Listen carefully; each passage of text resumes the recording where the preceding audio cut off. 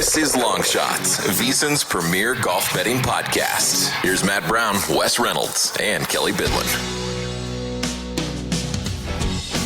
It is Long Shots, golf betting podcast here on the VSiN Podcast Network. My name is Matt Brown. That is Wes Reynolds. That is Kelley Bydlon. I say that as if you're watching us over on our brand new YouTube page, which, by the way, if you are, hello, this is what we look like. Appreciate you. Go ahead, hit that subscribe button down below. Go into the comments. Let's start having some conversations up in this mug. And if you're listening on the audio side, appreciate that as well. Go ahead, hit that subscribe button. We can take a rating and a review. We do appreciate that. Help us climb those charts and more people can find us here on this very podcast. Yes, it is the three-man crew back. Kelley Bydlon has survived, has marked survived for migraines. You are That's okay. right. You marked yourself survived on the Facebooks for migraines. Yep, that's right. Survived.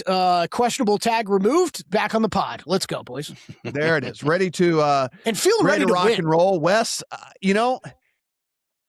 I think we were on it last week. I mean, I don't feel bad about last week. I mean, official bets, I had a guy that was second and fifth. We had a conversation about why I didn't play Justin Rose because he was too old, and then he runs away with the tournament, which was pretty brutal with all of that. But I think we were kind of on the player profile, the way that was going to play out. And look, sometimes these guys, we say it every week, these guys are really, really, really good golfers. And sometimes a guy's going to go out there and he's going to run hot and he's going to run pure. And that's exactly what Rosie did this past week, just absolutely scorching that tournament at nearly 46 years of age. Hat tip to the old guy. We're all kind of old, so good on that. Hat tip to the old guy out there, but getting it done. But, like I said, there's Cootie sitting there. There's Jake Knapp sitting there. I know you were on some of these guys as well. So, I mean, whatever, all in all, some of the placement market stuff gets us back to about even and whatnot. So I don't feel terrible. Yeah, first of all, for Justin Rose, by the way, I look at the official world golf rankings. How about this? Number 3 in the world at 46 years of age. I know some of the live guys, but even if the good live guys were still there, he'd still be top 10 in the world. Justin Rose at 46 years old. So 23 under 265. And like you said, Matt, I don't think we handicapped it poorly. I had the runner up the week before with Ryan Gerard. Yeah. So it's but he wasn't right there, because I know that's probably how you felt with Pearson Cootie, who got there in second. Jake Knapp, T4, rounds out the top 5. I had McNeely, who fell to 10th on Sunday. I don't feel we handicapped it poorly. And Tony Finau, by the way, I think that was the video sent out from the pod on the VSiN Twitter feed last week. And I was like, this is going to go badly. He damn near got in the top 10. And actually, that's what won me a very small amount of money, was a Tony Finau top 40, which was at 2.25. And, Finau was right there to get in the top 10. So he actually saved me from having a losing week, even though over on the outright board. But that's what's going to happen most weeks, just to kind of let people know out there when they say, oh, you're 0-8 on futures. It's I'm going to be a bad record every single week on outrights unless I go 1-0. Yeah, and, one hitter quitter. One guy wins a golf tournament. I just want to let everyone, I want to remind everybody that one guy wins a golf tournament. Some do need to be reminded of that, by the way. So public service announcement. Yeah, it would have been a good winning week for me if, Kelley, if you scroll down just one little click there, you can see Cam Young and Nikolai Højgaard both T22. They did not finish inside the top 20, which would have made this week a nice winner for me instead of more of a break even, lose to the juice type deal, because I had both of those guys. And, look, again, fine performances. It's just, it is what it is sometimes. I mean, the one even par round for both of those guys gets them to where they're outside of the top 20, and where we don't make any money this week, but didn't lose any money either. And so we persevere, we move on. But again, hat tip to Justin Rose. I mean, this is a guy that, you start to hear the stories here, fellas, where he is ever the tinkerer. And I think at being 46 years old, you probably need to do that. He's messing with his clubs. He's got this crazy ritual that he does for his body to make sure that he's getting all the recovery stuff and all of this. I mean, this guy put in, he is not sponsored, by the way, for his clubs right now, because he's a tinkerer. And so, like, I mean, this guy used Miura irons, by the way, for this win, which is like a company that is, inside the Golfnik world and stuff is like known, but certainly not known to the general public and stuff. And it's like, hey, he's going out, he's trying stuff, whatever fits, whatever works for him. And it worked for him this week for sure. And, you see that 70 in round 4, he just cruised on the back 9, as he should have on Sunday. Probably could have shot in the 60s, but there was no reason to. So he played it very safe and ends up winning anyway by 7 strokes. And good on Justin Rose. It was a super cool time. I did make it out there on Thursday, was able to watch him have the putt for the course record that he missed, but I was standing there on he finished on 9 on the North course. He started on the back 9 and standing there on 9, and everybody was super anxious to see if he was going to be able to shoot the course record. Just missed the putt, but man, just a really cool scene. So many people out there just like high-fiving him, giving whatever. It's hard. You watch Full Swing, Wes. I know you did, where it's like, it's hard to hate on Justin Rose, man. Yeah. There's not a lot of dudes out there to where you can't help but like him, and like he falls in that category. Yeah, absolutely. And out there, by the way, I know you were out there, Matt. Nice weather all week, and if that weather is not a factor, these guys can go super low. Because keep in mind, second place was 16, 17 under par, which is a lot lower than we usually see. We usually see low teens out there, but no wind, no real weather out there. And even a course like Torrey Pines South, that's a beast at 7,800 yards. These guys, like you said, are really good and they can take it apart. So, until you start getting like 8,000 yard courses, it's not going to be long enough for these guys.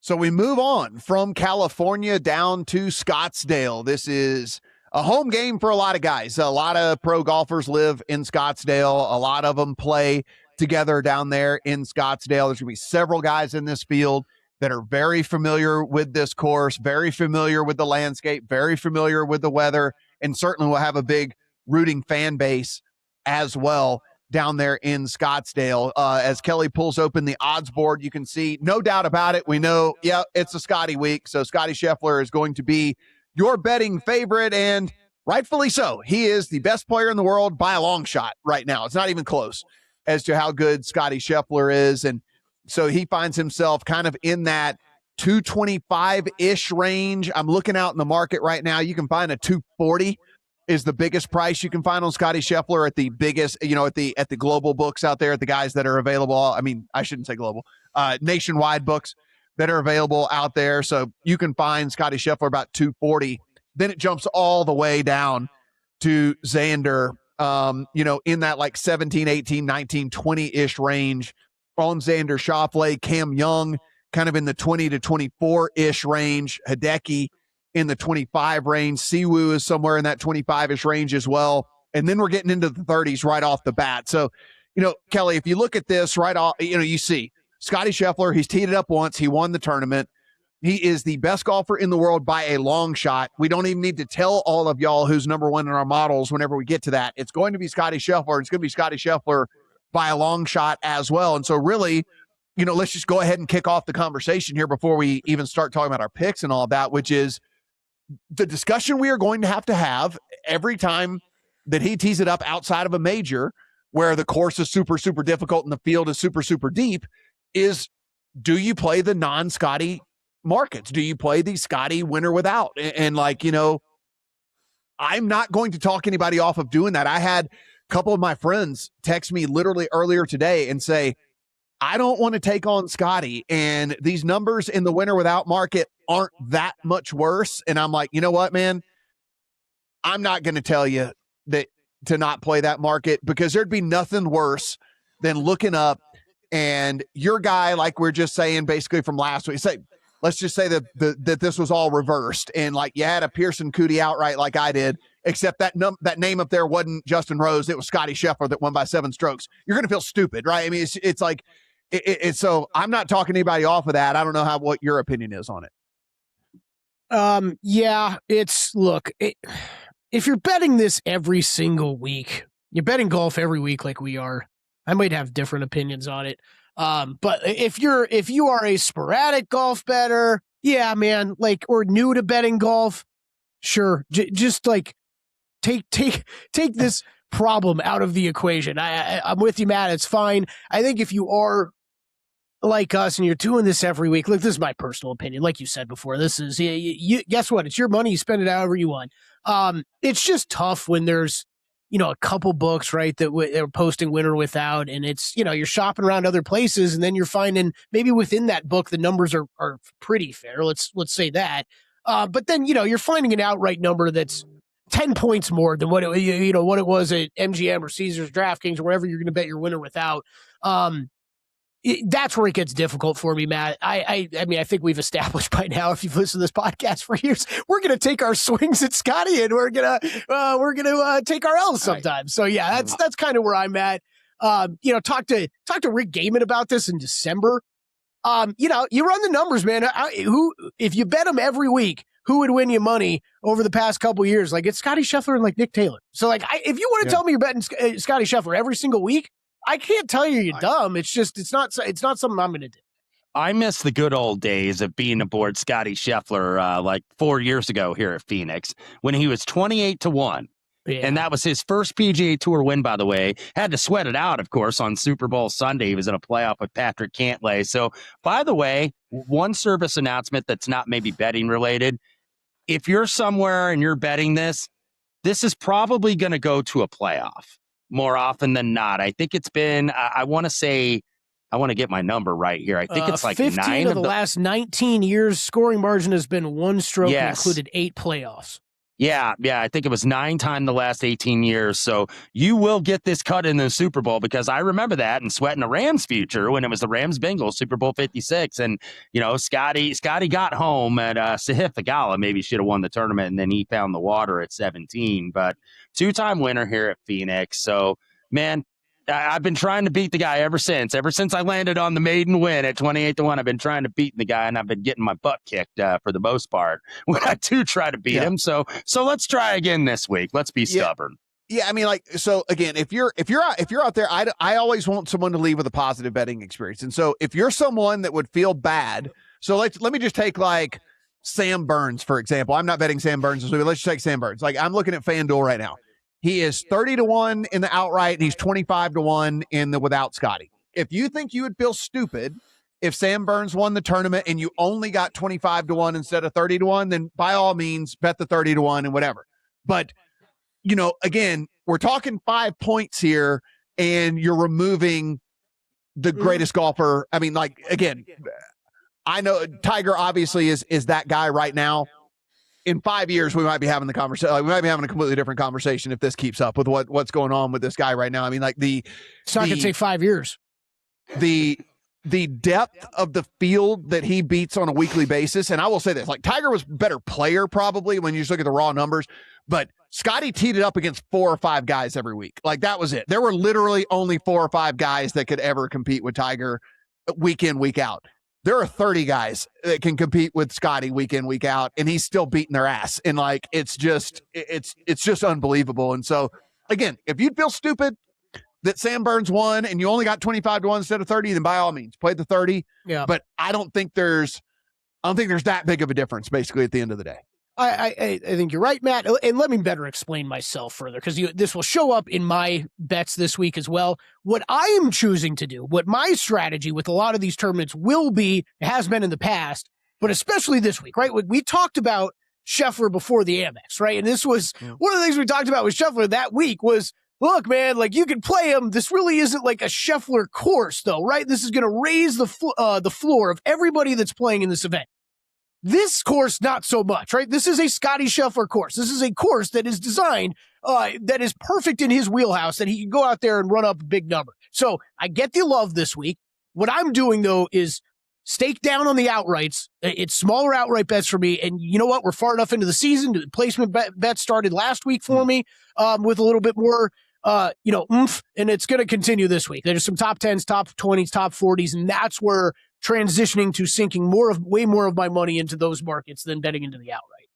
Awesome. All right. Well, Wes, let's talk a little bit here. I mean, it's very rare that we talk back-to-back, tournaments in which courses that I have played. I have played both of the Torrey courses, and I played this course as well. And let me tell you, this course is a lot different when you play it without all the grandstands and all the stuff up there. Like, I mean, bro, you get there and like you're like looking around, you're kind of like, this just looks like any other golf course. Like, I mean, they built so many like hospitality areas and so many, because I've been to this tournament just as a spectator 3 times too. And so it is like you go to play it when all the stuff's down and you're just looking around, and you're like, what the hell is this? Like, this is like what is going on here? You know, but there will be a bunch of grandstands, and honestly, they'll come into play. I mean, like they're so close. There's so many hospitality areas, and they're so close to a lot of these holes. Like there'll be stuff in the desert. There's also gonna be stuff where you're just bouncing it off these tents and stuff and everything. Mm-hmm. Yeah, like this is a party, as you know, Matt, having attended this, and it's gonna be loud. It's gonna be raucous. Some guys embrace it, and some guys hate it, which is maybe why they don't play it necessarily. But stadium course at TPC Scottsdale, Tom Weiskopf design, Jay Morrish as well. 7261 par 71.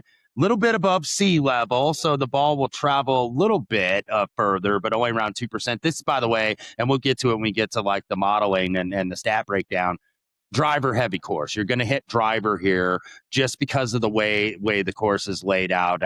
Fairways are pretty average. The rough's not all that penal, so you can miss fairways and be okay here. 12 on the stamp, Poet and Trib rye overseed, actually Ben overseed. So pretty large greens too, but very similar to what you'd see at like Sawgrass or PGA West Stadium or TPC San Antonio in terms of type of greens. You do have 5 water holes on the layout, despite this being a desert golf course. Not a lot of bunkers here on this course either, because you have those waste areas that you talked about, Matt, that you kind of hit into. So you can hit into some really tricky stuff here. Front 9, pretty straightforward. Back 9's where it gets fun. You got that par 5 with the island green, the 15th. And then, of course, 16 is where the famous grandstand is, where we all remember Tiger hitting the hole-in-one and the crowd going apeshit and, pumping his fist. Simple hole, by the way, but, it is intimidating, even though the hole looks really simple. It's intimidating just because of the grandstands. And then the par 4, by the way, the 17th is a drivable par 4, 332.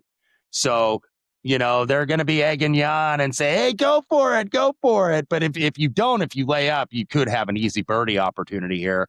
There's a lot of risk involved. I remember Sahith Theegala, as I mentioned 4 years ago, he hit it in the rocks and went right in the water. And then the closing hole, par 4, water down the entire left side. A lot of players can find that 2 on 18. So it is a good finishing sequence, even though the course, like you mentioned, is pretty, non-distinguishable. Until you get to the end here. So we'll see if the weather plays any havoc. Doesn't look like it's going to. It looks like little rain, no wind. So this is going to be firm and fast conditions like it usually is here in Phoenix.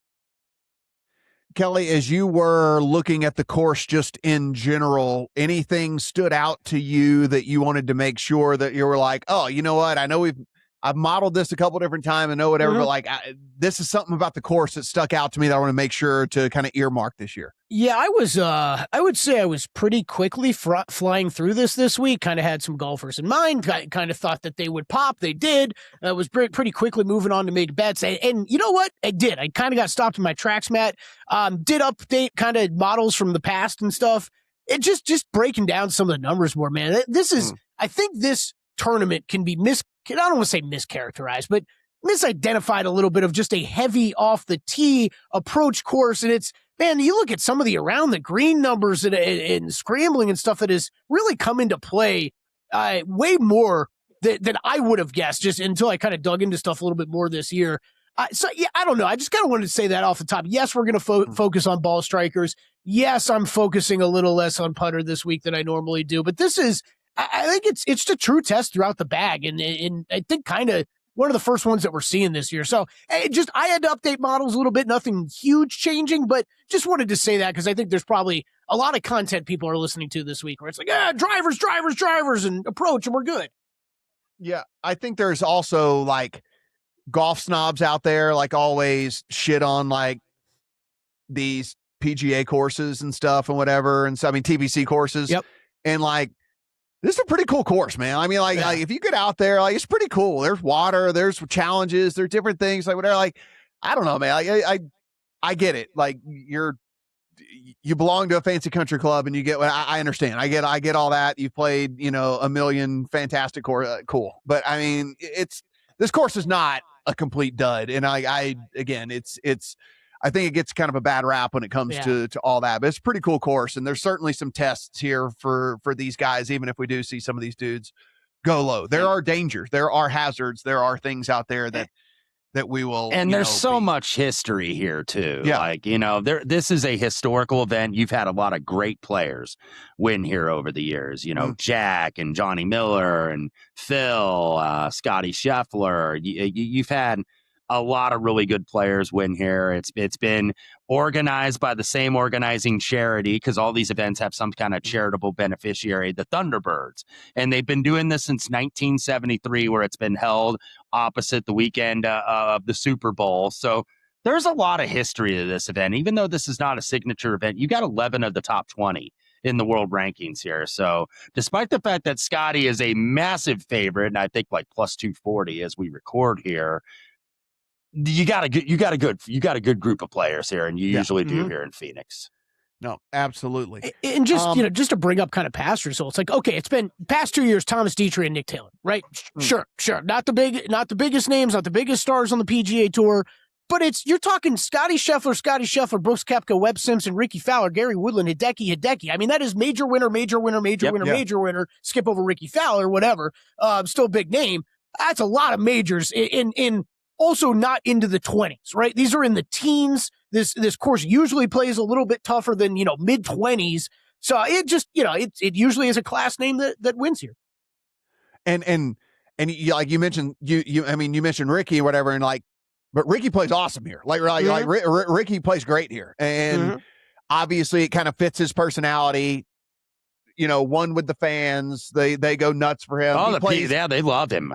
Yeah, I love it. I mean, just one of the fan favorites, all of that and everything, and it just kind of fits him and all of that as well. So yes, it is certainly one of those deals where it doesn't surprise me that he's on that list with all of those absolute studs as it is too. But Wes, as we kind of break this all down here, from a course perspective and all of that, what are we looking for here? What are we looking at? What type of player is going to fit what this course brings? Yeah, and traditionally it's experience. 16 of the last 19 have played at least twice here. 14 of the last 15 had a finish of 7th or better in one of their 5 starts leading in. So it's usually somebody that's playing well. A lot of the guys have been young. Not as many veterans as we get, of course, with Justin Rose winning at 46. We have more veterans there at Torrey Pines. A lot of younger guys here. 19 of the last 23 have won here. That they're, I believe, under 34 years of age. So, and mostly experience. Like, Dietrich was kind of an outlier where he won his first PGA Tour win. 13 of the last 17, by the way, have had 3 career wins at least. So Kelley mentioned some of the names and some of the previous winners here, and I always like to include that. We've had Scotty and Brooks, Webb Simpson, Fowler, Woodland, Matsuyama, Phil Mickelson, go back to Hunter Mahan, who had won several events in his PGA Tour career. So you're usually getting experienced guys, but that doesn't mean that some young lion can't really play well here. It usually is, but it's usually a very good leaderboard here on a Sunday. I went, Kelley said, with all the things that Kelley said, where I will say I did go driver heavy. Yes, I did in my model, with all of that. Pretty heavy in, we're looking good drive percentage, total driving, all of that. Certainly went pretty heavy there. I want par 5 scoring. I want birdie or better. I want opportunities. And that's kind of where if you're just joining us, we're going to play approach every single week. That there will be a very rare occasion where we don't prioritize approach. That there are very, very few courses where we don't care about that as much. But obviously approach is always going to be a big thing. So that's why I'm just mentioning these other deals that are around here. A little bit of around the green with that. And that is pretty much it for me. I tried to go somewhat basic model here and not get too incredibly into the weeds, because I went back and looked over my previous models, and I think I put in just too many categories when it seems like the type of player is like, can you hit it decently far? Can you hit it decently straight?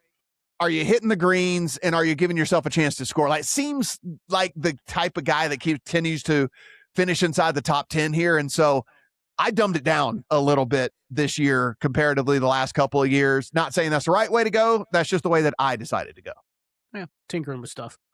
Yeah, I hear you. I mean, despite what I said earlier, that's me kind of adding on. Mine was pretty simplified before that, so I'm adding on to mine. But it's pretty much everything you named. Off the tee, driving distance. You're looking for some accuracy off the tee, approach, 150 to 200 proximity. I factored in opportunities gained, birdie or better. Par fours, 400 to 500. Par fives. Around the green, bogey avoidance. And then the other thing I pumped in a little bit more this time was just tournament history. That was something else. I kind of went down that rabbit hole on fourth most predictive course on tour. And that was definitely higher than I thought it was going to be. So yeah, added that in as well. That's pretty much everything I looked at. I will say this, Wes, before we get to your stuff. I want to say one thing that I learned here, and this is, you learn something new. We're always trying to learn. We're always trying whatever. Early on, and so I'm doing this intentionally, kind of getting away from the proximity buckets, kind of getting away from like Kelley just said about the like par four specific lengths and things and whatever and all of that, because we have so many new players that have come on to the tour, and so many of these dudes don't get that data, and what it does is like it pushes them way down in the model, right? Yeah. And like it's hard, so you have to go in and like you have to then start doing all kinds of like super digging. Sometimes I think guys get left behind, and some guys like I'm looking over some dudes at whatever, and it's because there's just not enough rounds for them yet for them to qualify in these certain things, because they've been playing either overseas or Corn Ferry, whatever, different stuff like that. And so I've purposely kind of left off all of that. While I do find that important, what Kelley just mentioned, there are some dudes I really, really like.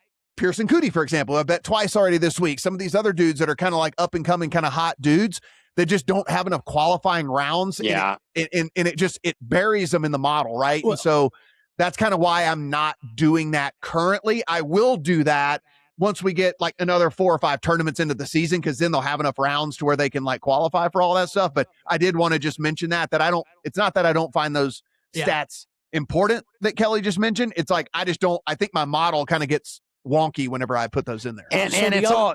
Go ahead, Kelley. I'm sorry. No, I was just going to say quick. The other one, just for if people are kind of starting to do this on their own, absolutely what Matt just said, but the other side of it too, right? Maybe Pearson Coody's probably a good example, actually.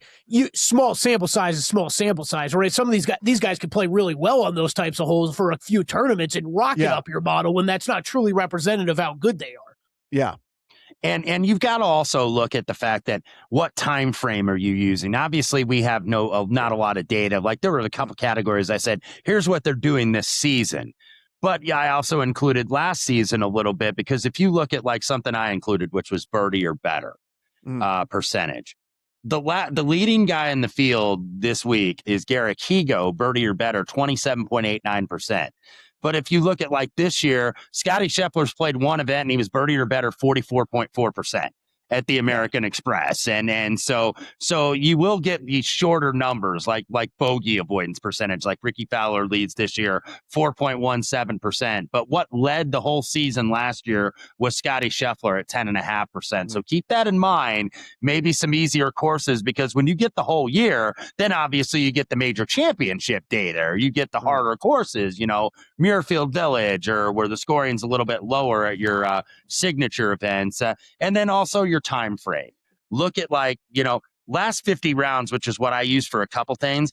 But last 50 rounds, you might have had guys that date all the way back to like last July.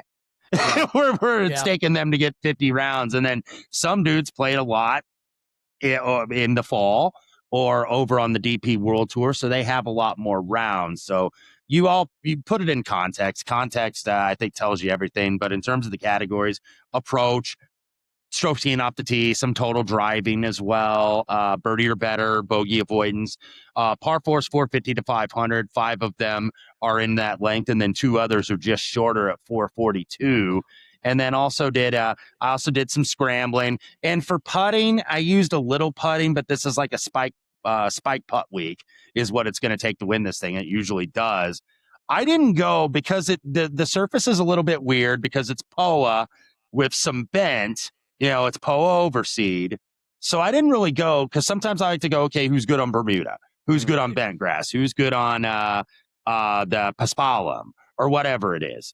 But I went with fast greens this week because these will be firm and fast like they are at Scottsdale. So I went fast greens. I know you mentioned Rick Gaiman earlier. Rick Run Good. You can kind of go slow greens, medium, fast greens, or also the type of surface, POA, bent, Bermuda, whatever it is. So that's what I did in terms of the putting, but didn't use a lot of percentage for putting necessarily this week. Yeah.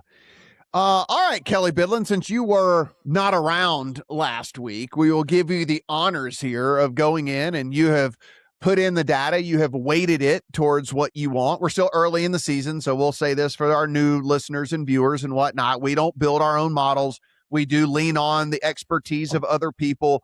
We do put in the categories we find important. We do weight them, how we want them to come out and how important they are, but we do not build the bones of these things. People way smarter than us do that. So once you have done that, Kelley, what did your stuff spit out and what did you end up deciding to throw into the account?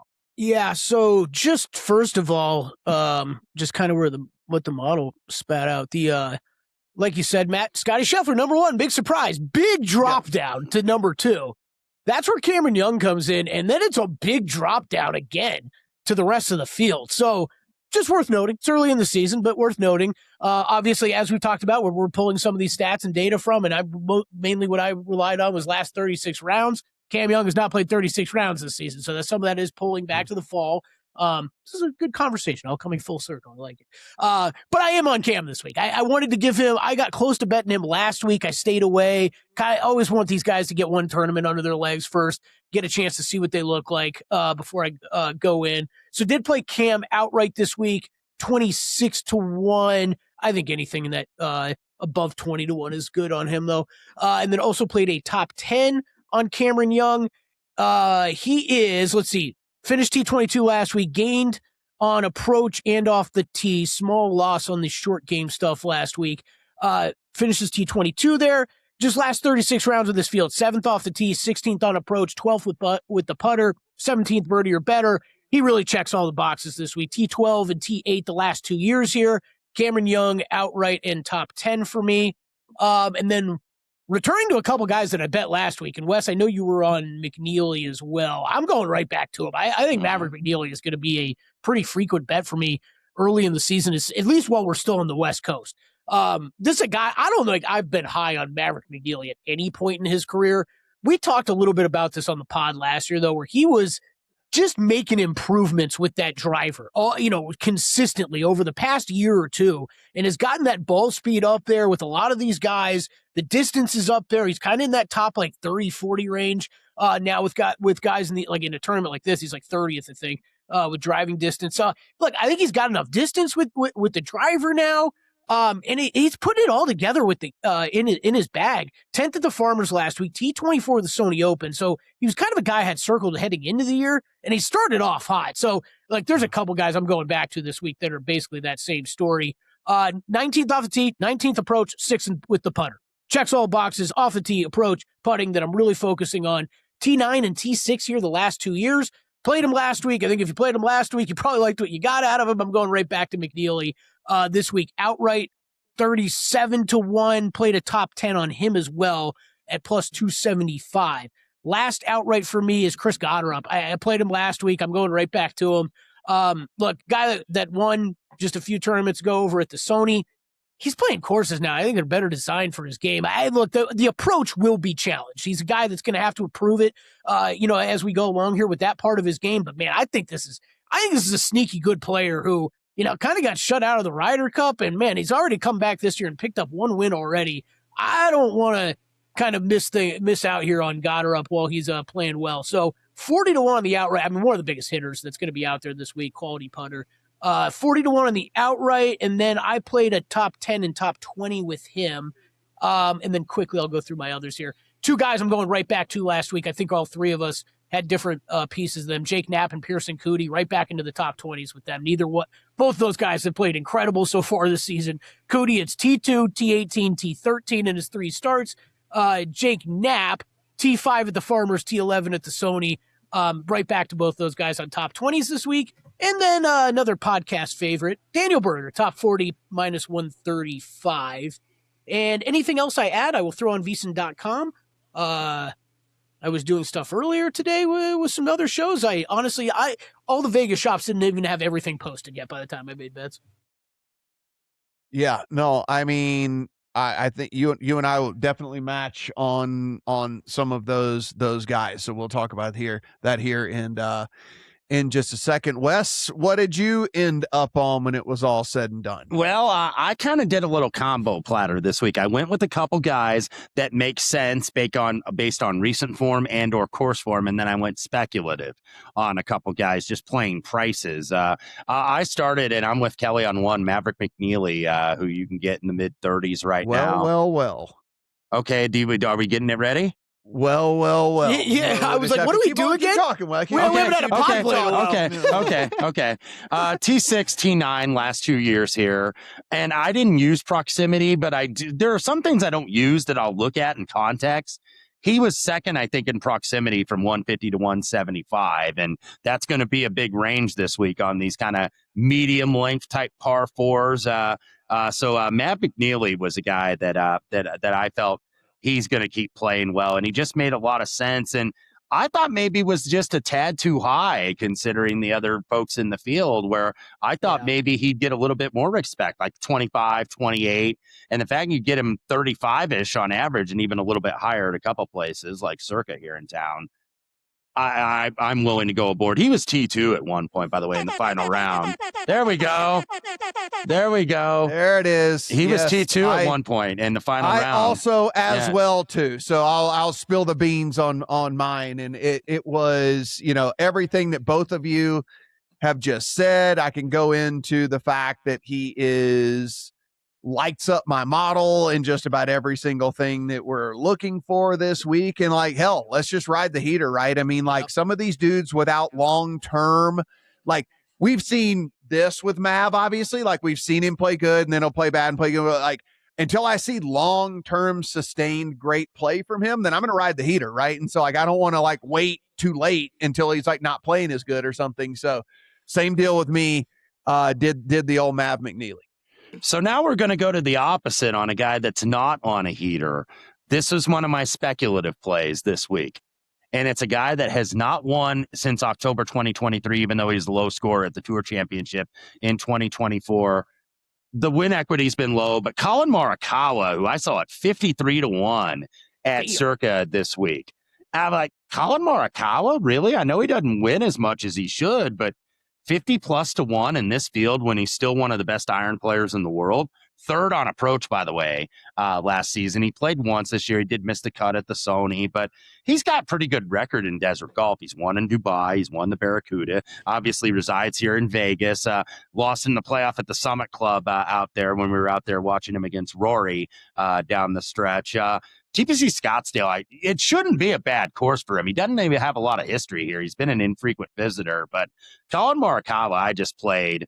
I just thought the number was too high. I can't really make a statistical or model case, but he might be a guy that kind of surprises here. And then we go back to a guy that is on great form. I went Pearson Coody, who I think Bet Rivers had the high earlier today at 66 to 1. T2 last week at the Farmers, as Matt was aboard him. I was on him actually at the Amex when he ended up finishing just inside the top 20. 13-8 second over the last 3 weeks, led the field for SGOTT, second in greens and regulation last week at Torrey. Driver heavy course, and he was third in this field last season for total driving, and is second off the tee over the last 50 rounds. Very high in birdie or better, very high in bogey avoidance. So Pearson Coody 66 to 1. And then let's go with another Vegas. We mentioned a Vegas resident with Morikawa. Let's go with Kurt Kitayama, who was 8th here 2 years ago, 75 to 1. Las Vegas resident, UNLV graduate, so he's played a lot of desert golf. TPC Scottsdale, you're going to hit driver off the tee. That's good news for Kitayama. He was 5th in driving distance last year on the PGA Tour. Top 10 strokes gained off the tee over the last 50 rounds. So Kurt Kitayama, 75-1. And then the number that was disrespectful. I think it started to drop because people started to realize that this was 88-1 this morning at DraftKings. For a guy, by the way, and follow me on a narrative here, Justin Rose, of course, he was number 10 in the official world golf ranking last week. Ends up winning. He was like 20 to 25th on the betting board. Well, now I got a guy that's number 12, and I actually went and counted up and down the board on the odds screen, and he was like 34th on the betting board this week. Sepp Straka at 88-1 earlier today at DraftKings. He's got little history here. Top 15 is his best finish here. Missed the cut at the Amex when he was defending his title, but he played 2025. He concluded with decent golf. He was 3rd at the Hero. Remember, of course, he had to, leave one of the FedEx Cup events because he and his wife, they were premature baby delivery. So he had to miss and wasn't all that focused at the Tour Championship. Didn't really get used a lot necessarily for Europe at the Ryder Cup. But Sepp Straka, I thought that number was a little bit disrespectful for a guy that has become a frequent winner. He won at the Truist last year, so he won twice last year. So thought that was a little bit high. And then let's finish out with 3 triple-digit guys. One that played very well last week. He was T7 in San Diego, where he was 2nd on approach. Let's go with Andrew Novak at 105-1, who was T8 at Scottsdale here 2 years ago. Good finish to 2025, 7th at the RSM, won that Grant Thornton Invitational where the PGA and the LPGA partners up. It was with Lauren Coughlin. And he's a guy that gets on good streaks, by the way, Andrew Novak. Remember last year when he was T3 at the Valero, then he went runner-up, lost to Justin Thomas down the stretch. I know Kelley was aboard Justin Thomas at that RBC Heritage that got the win. And then he won the Zurich Classic with Ben Griffin. And then he was 8th here in 2024 and then had 2 immediate top 10s after that with Palm Beach in Mexico. So he's a guy that can kind of play in spurts, and I think that continues for Andrew Novak at 105. And then let's go with an international player. An international player won here last year. How about Hall Tong Lee at 105-1, who was one of the 10 players that earned his PGA Tour card through the DP World Tour point standings last year. It's been a mixed bag for those guys when they come over here, but Haotom Lee's played really good golf, 11th and 8th the last 2 weeks. Man from China, but he's really taken desert golf. He won the Dubai Desert Classic years ago, won the Qatar Masters, or Qatar, whatever, tomato, last year. And he's got top 10s in Dubai, Abu Dhabi, at Ras Al Khaimah. So this is a guy that's played desert golf very well, 105-1. And then the guy that I poo-pooed and said, this is going to go badly, but ended up getting me with a very small profit due to a top 40. I'm going back to Tony Finau, who was 130-1 earlier today at DraftKings. And I think 120 is kind of where he is right now. Missed the top 10 last week. He was 11th, but he was inside the top 10 for approach. That was his best finish in a calendar year. Also had a hole-in-one in that first round last Thursday. So runner-up here in 2020, lost to Webb Simpson in the playoff, which hurt my feelings because I was on Tony Finau for that particular tournament. Scottsdale resident, he's playing this week in kind of the adopted home event. Hadn't played here, actually, the last 2 years. So Finau is one of those guys that embraces the crowd, too. You've seen him put on jerseys at 16 on that par 3 and has done that a lot in recent years. So I'm going to stick with him again. I'll have more, obviously, on a placement than I will an outright. So these are proportioned, some of these bombs, not playing a full unit on 130-1 shot. But Tony Finau, I'm really to give him another chance. He showed me maybe a little something last week. It could be a 1-week aberration. But I think, maybe he's going to start to at least put consistent finishes together. Whether he contends or not is another question. Yeah, I don't blame you. I mean, here's the deal. It's a guy that we played a lot at much shorter numbers in the past, right? And so it's just kind of like one of those things where you don't want to miss out on all of that. I mean, before we get to mine, guys, a couple of people, since I've heard y'all's that didn't make y'all's and didn't make mine, let's get to some popular names that people are going to want to know our thoughts on. And one of those obviously being Xander Schauffele, another one being Victor Hovland. 2 guys that didn't make either one of our none of the 3 of our cards, and certainly big names in all of this. Xander last week, first tournament back, made the switch in the driver to the new Callaway driver, whatever. It's, I don't know. I don't really penalize him too incredibly much for that. We haven't seen Victor yet. I mean, he played fine overseas, but I just never really know what to get to Victor. I'll admit, I didn't really consider either one of these guys. Yeah, me either. Yeah, No. I'll be honest, not much either. If I felt like there was a major drift in numbers, I'd be interested. I'm not penalizing these guys. We just really haven't seen them do anything yet. And if I saw something like Wes was able to do, right? Like I should probably be more interested in Colin Morikawa and Sepp Straka. Should I bet both those guys at one point earlier in the season? And if you were interested in those type of guys at any point, then yeah, betting numbers like Wes did, I think makes a lot of sense.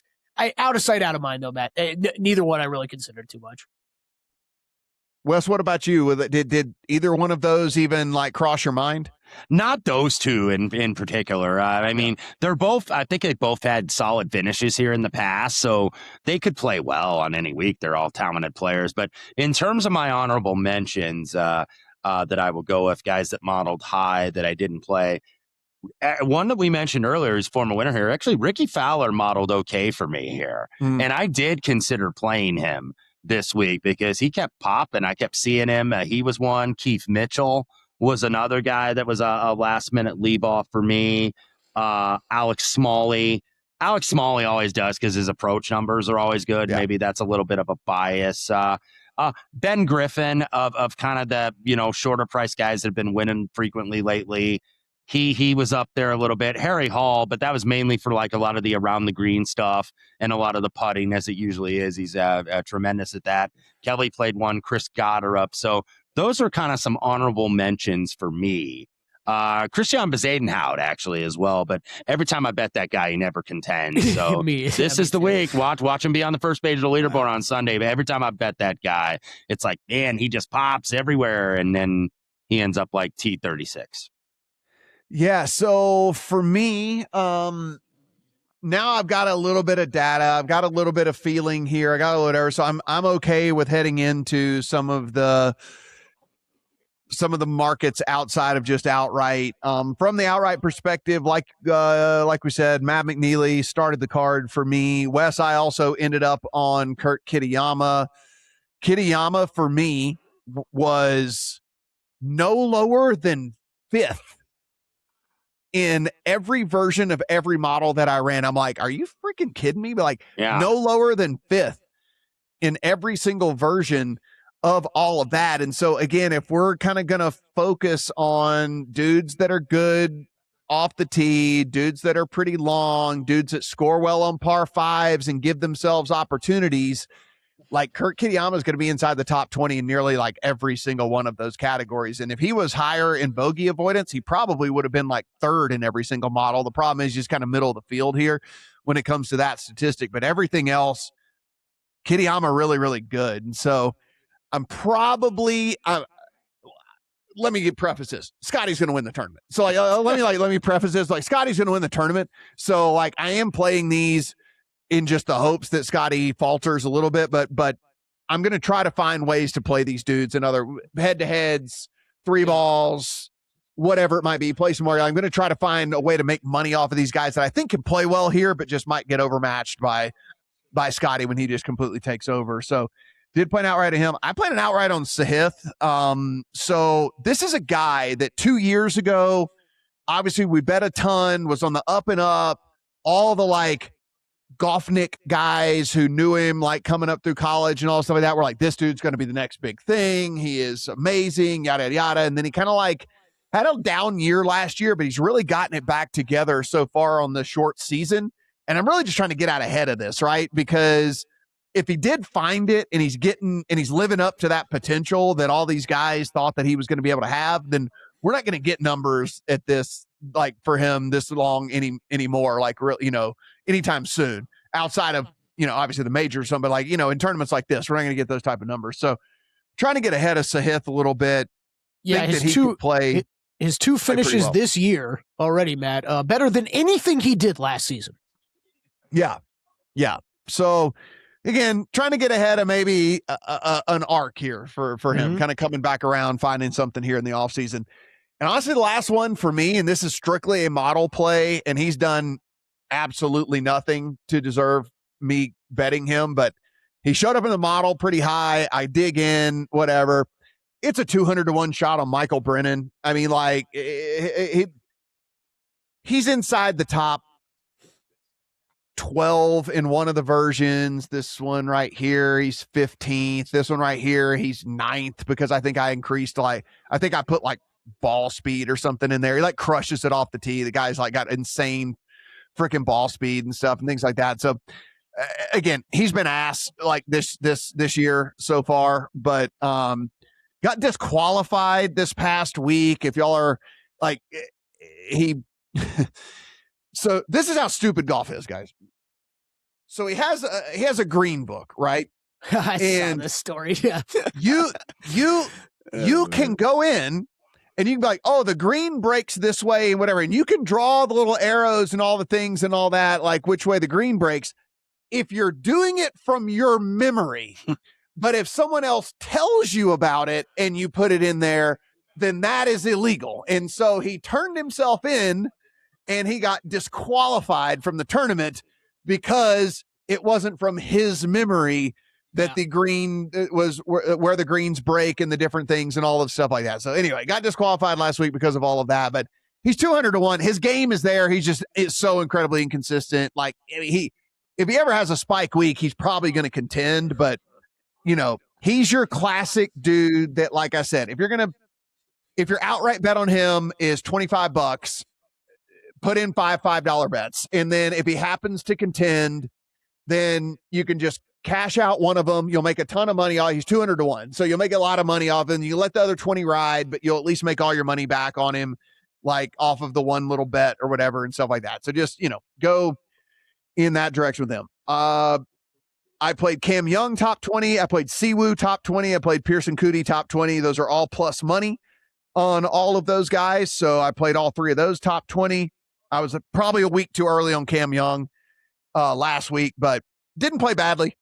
No, guy's got a tournament under his belt. Yeah. This tournament fits him great. Mm-hmm. Wouldn't surprise me if he actually won. He might be in contention for me for one and done this week, but I haven't really zeroed completely in on that. I played Coody over Thorbjornsen in a head-to-head. I played McNeely over Hovland in a head-to-head, and I played Sahith over Spieth in a head-to-head. So I have all three of those in head-to-heads. And then the last one I played, so I have no regrets in all of this, and it's only 16-1, and I will laugh all the way to the bank if it hits. I played Scotty wire-to-wire 16-1. Yeah. I think I'm going to probably worse bets. So if he goes out and just goes nuclear and I never have a chance from day one, at least like I can cash a Scotty wire-to-wire bet. So like, what was the number again? 16-1. 16. Yeah, I circled. I think I'm going to bet him first round leader. It's like 10-1. I was kind of surprised it was that long. I was talking to Byron Lindecue today. I was on the Fantasy Degenerates podcast with him. He was going over first round scoring numbers. Scotty Scheffler, what he's doing in the first round. It's like in 2025, average 3.6 strokes gained over the field in the first round. It's insane. So let me say this, and he is market best plus 240 to win the tournament. And I get it. All 4 rounds, the cream rises to the top and all of that. And I get why the price is what it is. But at DraftKings right now, end of round 1, top 10, he is plus 144. Yeah. Like, I mean, again, I understand all 4 rounds, the best player is going to win the tournament. You need all 4 rounds. That's why you play 4 rounds and golf's weird and all of that. But like, Scotty very rarely has an off round. Like he very rarely plays terrible. And so like, it's plus 240 from the whole tournament. It's plus 144 for him to be top 10 in the first round. Like, yeah, I don't know, man. Like that seems like something you could get exposure to him, and then you don't have to worry about him. Like we said, this thing going to a playoff and him happen to lose in a playoff or something or whatever. It's astonishing to see him minus 330. I know Xander Schauffele is not in like peak form, but for Xander Schauffele to be like 265 as an underdog in a matchup to anybody. these are like absurd prices. I'm just looking up and down the matchup. Like minus 130, minus 140, minus 150. Typical prices on matchup, and just to see him.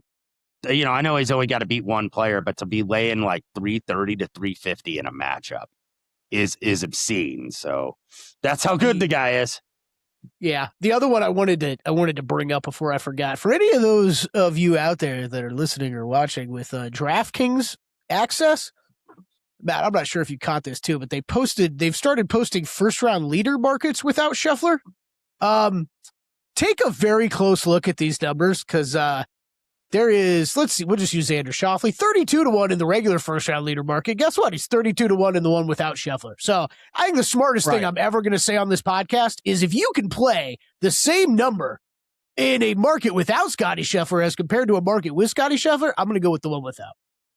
Yeah. I think that, you know what? I think that is just I think that's a really, really sharp take right there. Thanks, Kelley. man. Thanks. I appreciate it. Let how me about ask this one? How about this one, Wes? Sorry, real quick. Hideki, 38-1 in round one leader. Round one leader without, he's 39-1. For a two-time winner here, by the way, Hideki. Yeah. And speaking of a former winner, I did want to ask this before we conclude here. I've seen a lot of support from people I respect on Brooks Koepka this week.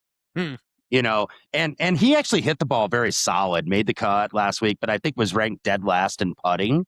Oh, now these are different. He putted like ass. Yeah. I mean, complete ass. Yeah.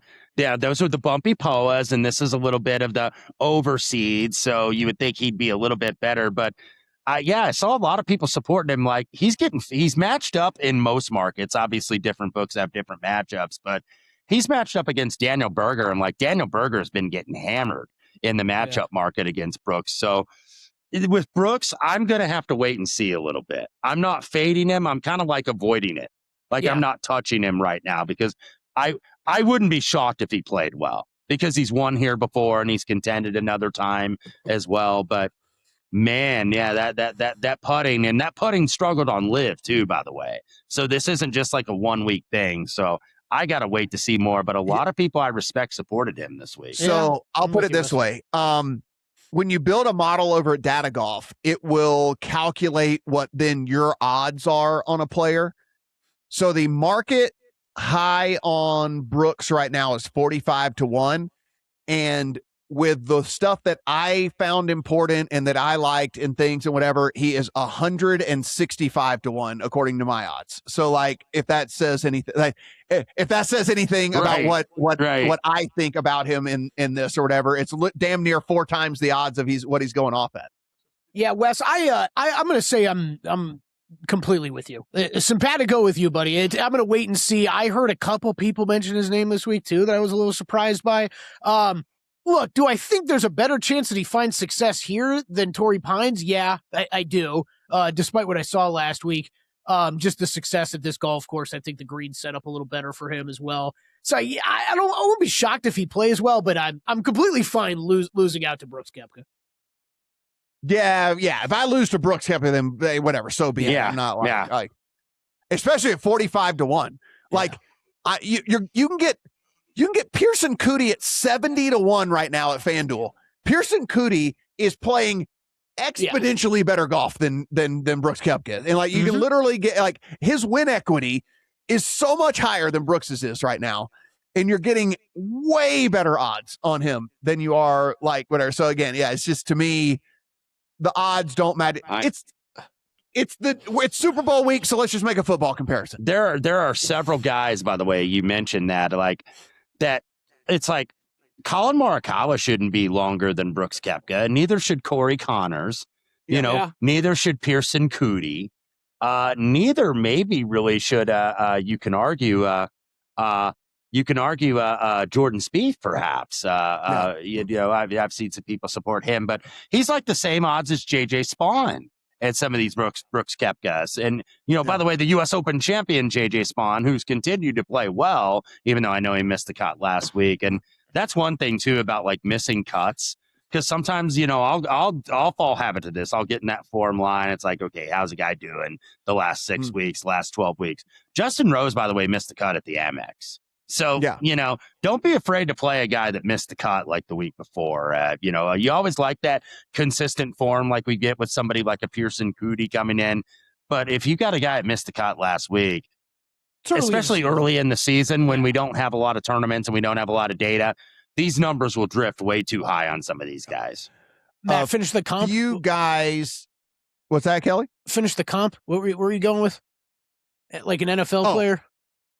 Yeah. So like, this is everyone trying to make the case for the Patriots winning this week, which they're going to get the shit kicked out of them. Like this is what's going on here. It's like everyone is like just making the case for Brooks Koepka because Brooks is back and like all the things, whatever. So like, we got to remember, Brooks only won majors as it was anyway. Like Brooks didn't play good on a week-to-week basis on the PGA Tour when he was there. Like, and everyone's like trying to be like, oh, Brooks Koepka's back, and also it's like, dude, he didn't play good on a week-to-week basis anyway. Like, I mean, this wasn't like a guy that we knew every time he teed it up was going to go out and light it on fire. Like, that was not who Brooks Koepka was, and we have such a short memory with all of this. He's friggin' 30-something at DraftKings. Like, he's friggin' like 30-something or whatever at DraftKings. It's insane.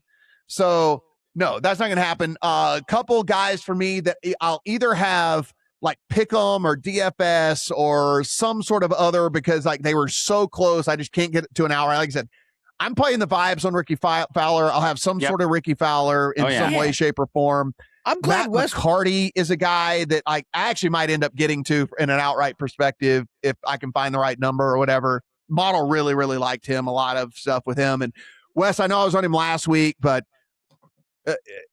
Nikolai Højgaard modeled just incredibly well for me. Again, he makes too many damn bogeys or whatever. And but you know, if he can figure out a way to not, everything else about his game is really, really good. I don't know. Maybe I can find a 3-ball head-to-head that I like or something there. Maybe he just, again, goes into DFS lineups or whatever it might be. But these are all guys that were like right there. So, you know, again, if you're trying to round out a DFS lineup, if you're trying to whatever and all that, like these are all guys that I did like, but haven't figured out how I want to I'll have Fowler in like a top 20 or a top 30. I typically earlier in the season go conservative on these where I'm not playing the 5s and the 10s. I'll play 20, 30, 40 is kind of in my wheelhouse, but it would not shock me to say Ricky Fowler play really, really well this week. Apparently my brain is just hardwired to be so anti-Fowler that thank God you guys brought him up because I guess I just skipped right by him and absolutely where he rates out for me, he is worth a play of some kind. So, yeah, I think I will be adding a top 20 as well. And finally, the guy that if he plays super well, you're going to hate yourself, I will go with, and let me click on 1, 2, 3, 4 different models. He is not outside the top 10 in all 4, but I'm scorned. I'm a lover scorned. Where I'm not playing Rico Hoey this week. I'm not doing it. It's not happening. He's inside the top 10 in every single freaking model and all the whatever. Number 1 in total driving in this. He's freaking 4th in good drive percentage. He's 5th in opportunities gained. All the things. He's all the things. I'm not going there. Yeah. So if he plays well, I'm going to hate myself. This is Kelley, like, who if he plays well, you're going to hate yourself. Dude, calm down. It's like there's worst 3 tournament stretch in like a year and a half right now. So yeah, you should get away from the guy. Okay, he burns us enough when he's like number 1 in our models at random small dinky tournaments. Okay, let's wait for the ball striking to return. Okay, the guy.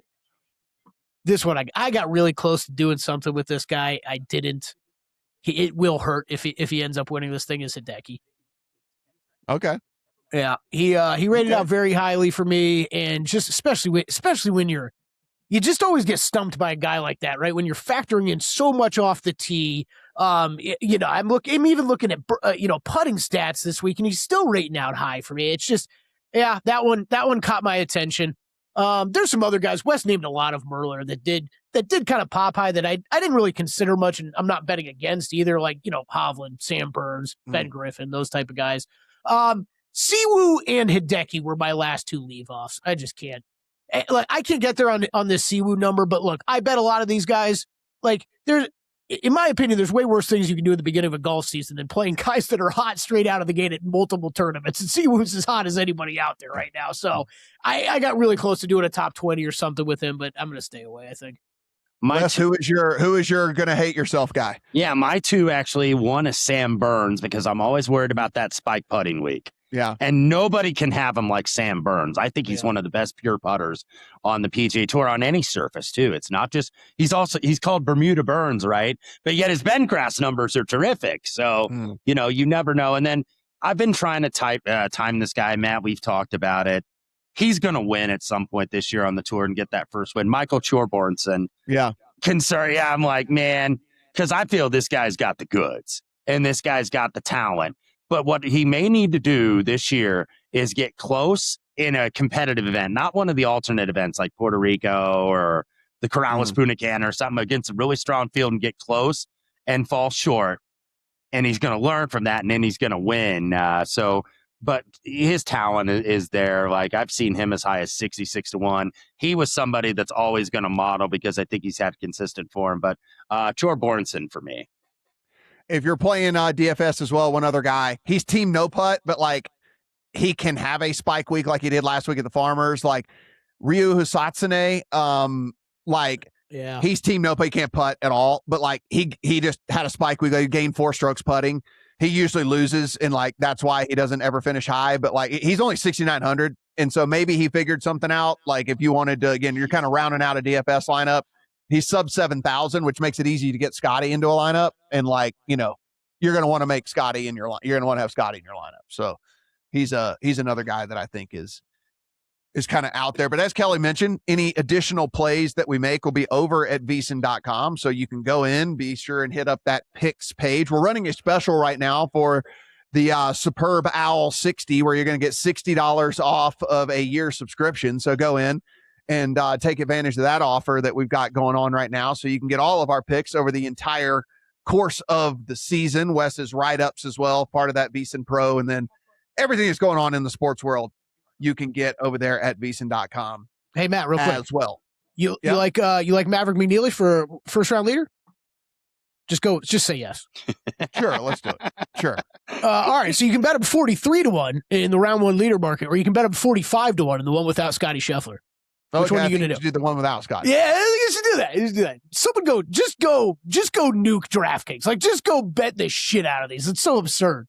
Yeah, everyone just go and take advantage. Go forth and prosper, as we as we would like you to do here on all this. If you are joining us over on the YouTube channel, hello, appreciate it. Go ahead, hit that subscribe button. We're going to build this channel up, and if we get enough of you subscribing this thing, who knows? We'll do some live stuff. We'll do some crazy stuff. We'll add some different little videos and everything and all of that. So get us to critical mass, and then we're going to be doing more content here on all that. And of course, on the audio side, we appreciate you hitting that subscribe button and giving us 5 stars as well. For Wes, for Kelley, I am Matt. Good luck on all your waste management bets. Oh, I hit it late. Matt Brown office giveaway. Kelley will go into Matt's place and randomly select an item to give away from giveaway. That'll be, there we go. I like it. I'll rob Matt's house and just steal one item that I'll give away. Get one of those things. Yeah. He won't even be able to tell you. I'll have no idea what's missing. Or whatever. Who are the action figures in your background, Matt? I love it. I see some action figures back there. Bruce Lee down there. Yes. Rampage Jackson and Tito Ortiz. Oh, okay.